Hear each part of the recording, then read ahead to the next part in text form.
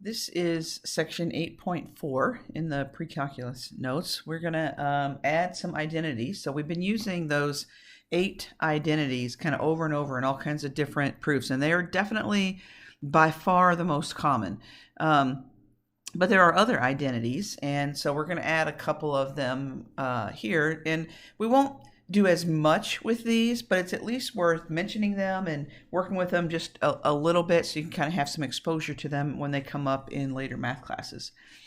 So first of all, number 9 and 10, we're going to call these the double angle identities because notice that the angle is a 2x, right? So it's a double angle identity. That's why we call it that.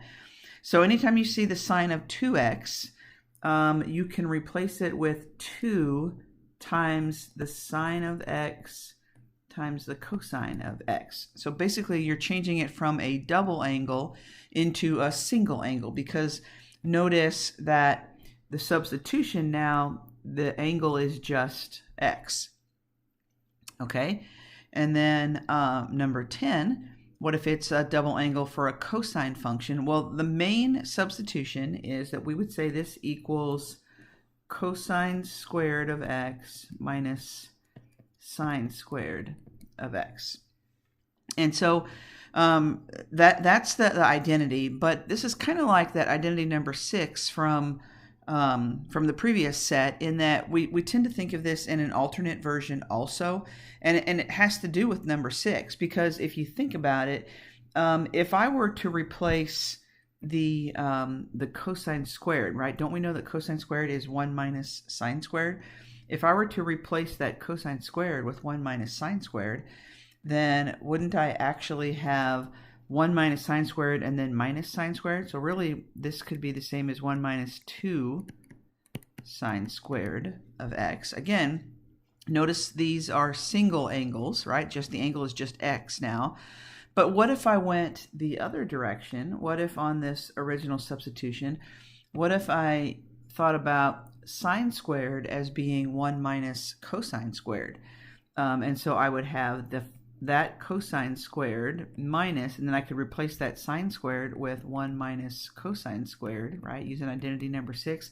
If you distribute the negative in this case, do you see that it's going to be a -1 and then a positive cosine squared?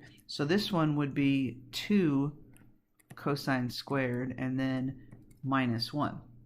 So I'm going to erase this because I don't want you to think you have to do this every time. And I'm not saying you necessarily have to memorize all 3 of them. These alternate ones are handy sometimes. If you know you only want sine or you only want cosine as you're doing a proof, then those are nice. But for me, I don't try to memorize 3 of them because I can always get to the other 2. So the one that I really focus on is this one. And if I'm not sure which one is best, I'm going to always go with that first one, the cosine squared minus sine squared. Okay, and then we have what we call our addition and subtraction identities.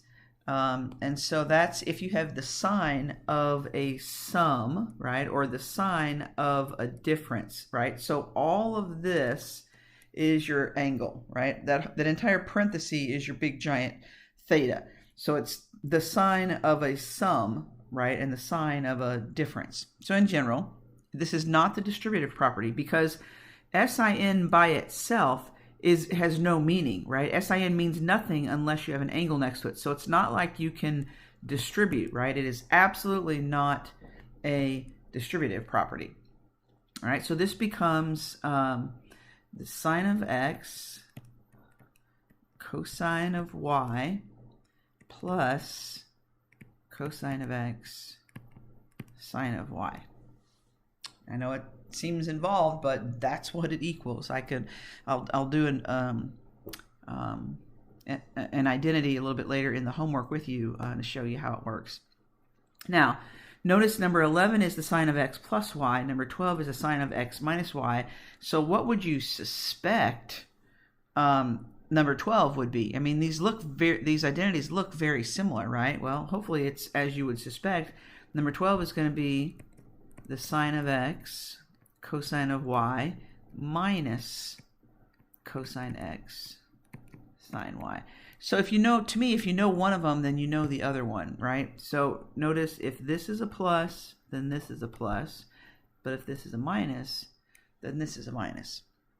So essentially, if you memorize one, then you will know the other one. Okay? Now, number 13, for the cosines, the cosine of a sum or the cosine of a difference. So the cosine is cosine x, cosine y. And then it's the opposite sign that was in the parentheses. You'll notice over here was a plus, over here is a minus, where for the sign identities, it was the same. Sign the same. For the cosine ones, it's the opposite.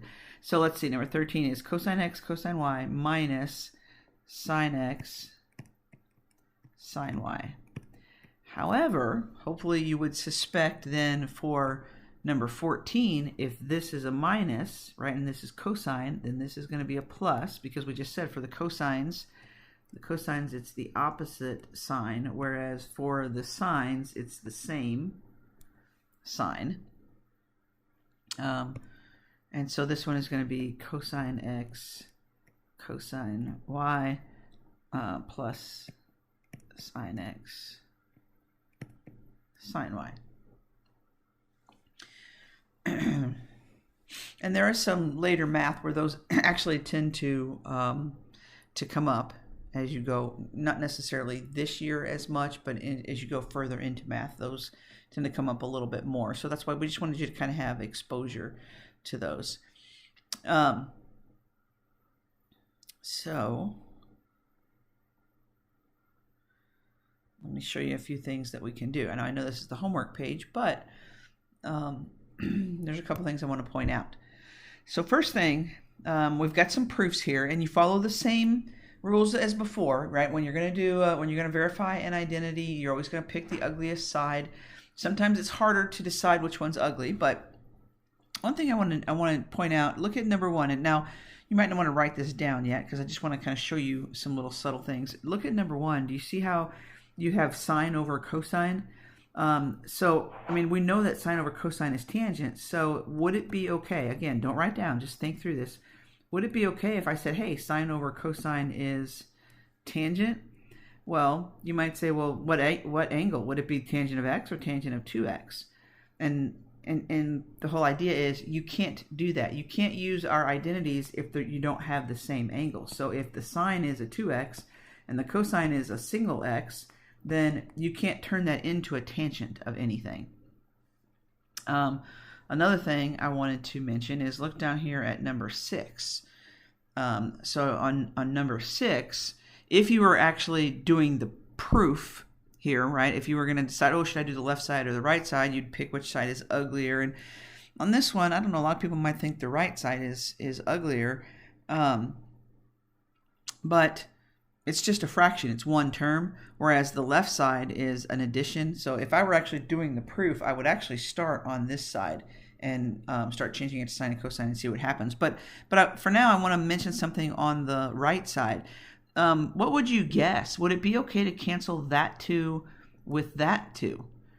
And the answer is no. You can't cancel part of an angle.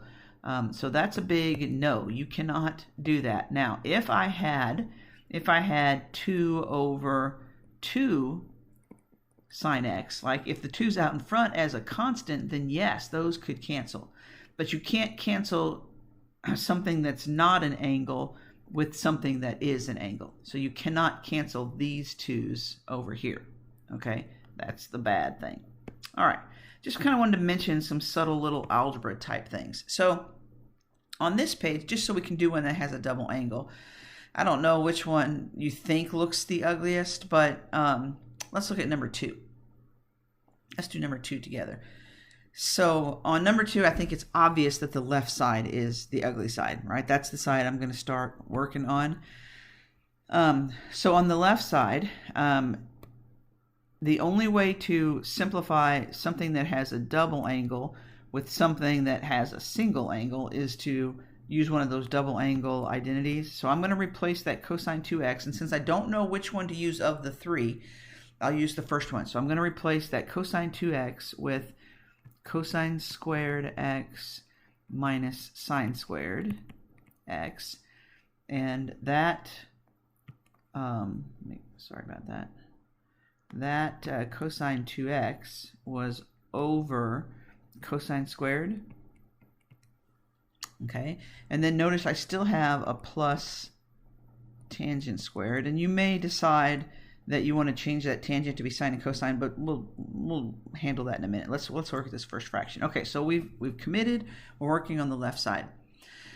Now, in this case, remember how we talked about before, don't use bad algebra. You can't just cancel those. Why? Because the top one is a part of subtraction, right? But what you could do is, remember how I said if the denominator is just a single term, you can think of it as two separate fractions. So you can think of it as this fraction minus this fraction. So I actually have cosine squared over cosine squared minus sine squared over cosine squared. Right, and again, I'll leave that plus tangent squared. I may change it in a minute, but for now I just want to focus on seeing what I can do over here on this first part. Okay, and so now you'll notice that it's okay to cancel these cosine squareds, right? So I just have 1 minus, and here's something I do notice. Now in this case, both this sine squared and this cosine squared have the same angle, right? The angle is x.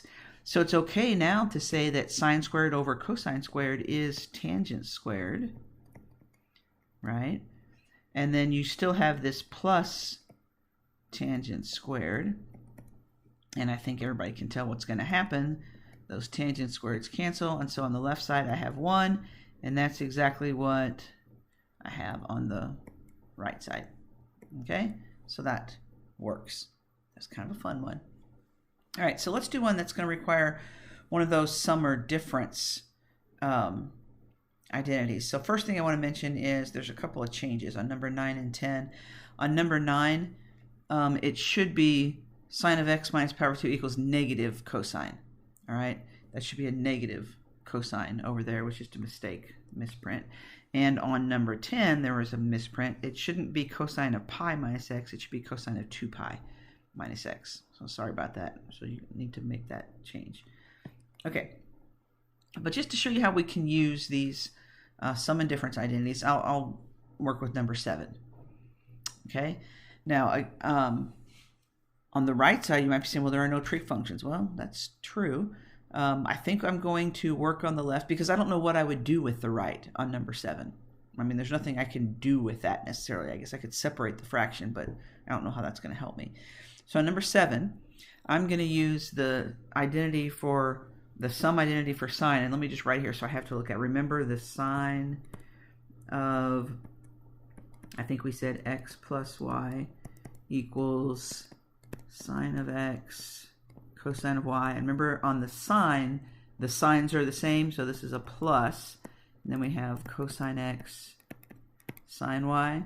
So the sine of the first times the cosine of the second. All right, so let's apply that here. So the first is the 30 and the second is the 45. So I'm going to say sine of the first, so sine of 30, cosine of 45. So that's like my sine x cosine y. Plus, still working on this identity. And so now I need the cosine of x, so the cosine of 30, and the sine of y, so the sine of 45. So all of that is the left-hand side. All of that is what's supposed to equal this square root of 2 plus square root of 6 over 4. Okay? All right, well, let's do some math. I mean, think about your chart. What is the sine of 30? Isn't that 1/2? And what is the cosine of 45? That's square root of 2 over 2. Plus the cosine of 30, let's see, I believe that is square root of 3 over 2. Sine of 45 is square root of 2 over 2. All right, so when you multiply fractions, you just multiply straight across, right? So for this first piece here, I'm going to have square root of 2 over 4 plus, when I multiply these next two fractions, Square root of 3 times square root of 2 is square root of 6 over 4. And since they have the same denominator, it's okay to combine them into one fraction. And so I could say square root of 2 plus square root of 6 all over 4, which is exactly what I have on the other side. So that works.